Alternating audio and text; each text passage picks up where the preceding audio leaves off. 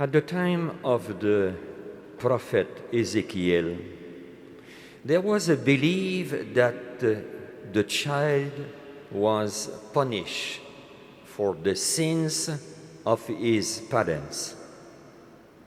But the prophet did not agree with this. He stated very clearly that each individual is responsible for his or her actions, and he or she alone will have to answer for them.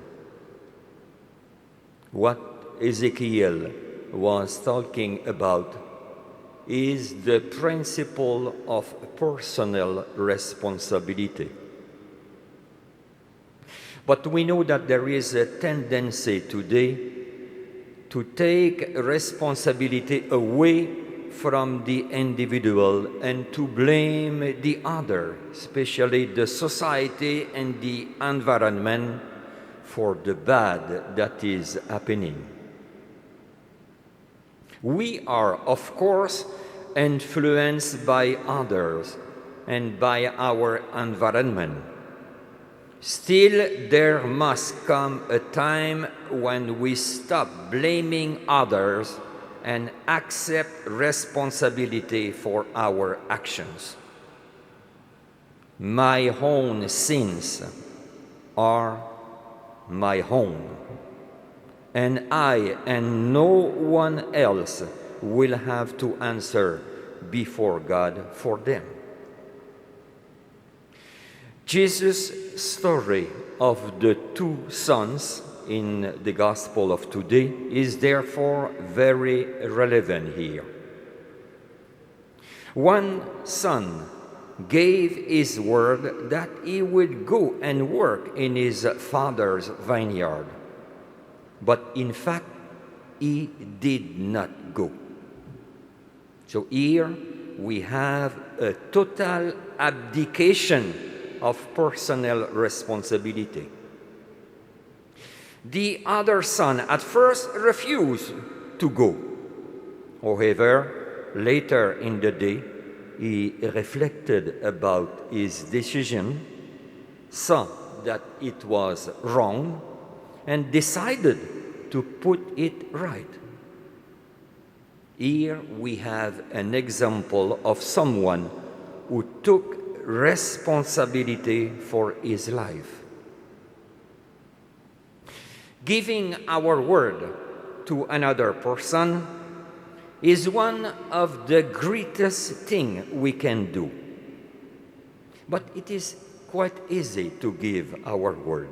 It does not cost anything there and then. The cost comes later, if and when we honor our word. Some people are very generous with their words. They promise you the sun, the moon, the star, but you cannot rely on them. They do not really mean it. Their word is worthless. Their promises dissolve like salt in water.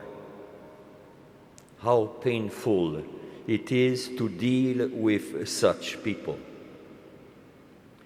But there are others who are slow to give their words.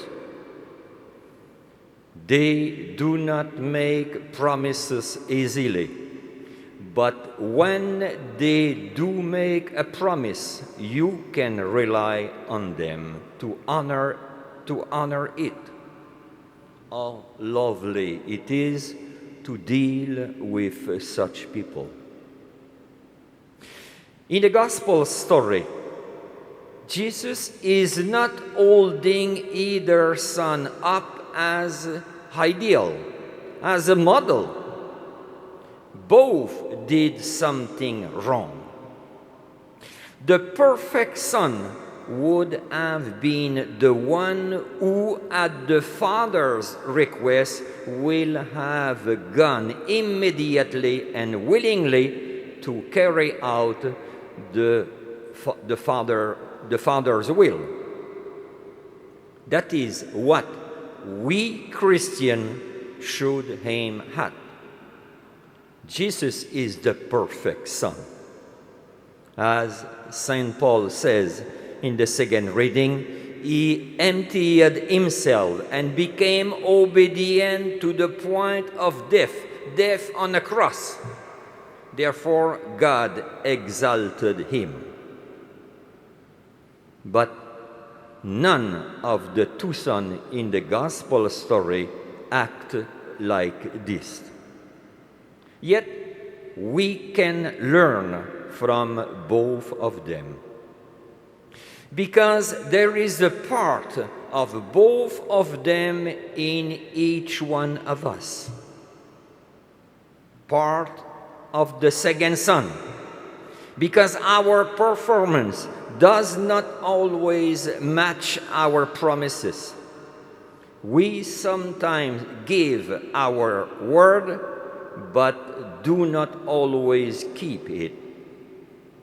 This second Son, who said he would go, but did not, is meant to act as a warning to us. We call ourselves Christian, but outsiders sometimes accuse us of being hypocrite because our lives does not bear witness to the faith that we profess with our lip. Brother and sister, sins does not necessarily imply doing something wrong. We can say that the greatest sin is the sin of inactivity, is the sin of doing nothing. And there is also part of the first Son in each one of us also. The one who said no, but later changed his mind and finally obeyed his Father. Because we are also capable of turning a no into a yes. Many of the greatest saints in the history of the Church were sinners who initially said no to God, but later changed their mind and said yes. But even though a change of mind is a good thing, is a good decision, but it is not enough to show a real conversion. A change of heart is needed, not only a change of mind. Only a change of heart is a clear expression of a conversion at the deepest level. This is the kind of conversion which, above all, Jesus is seeking to bring about to his people. As concluding word, we can say that this parable of the two sons teach us that promises can never take the place of performance, and that fine words can never substitute for fine deeds. Therefore, we must constantly examine ourselves. We must try to turn our promises into fulfillment and our words into deeds.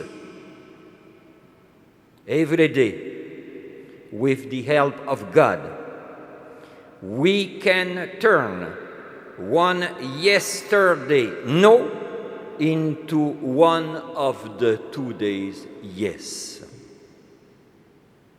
Amen.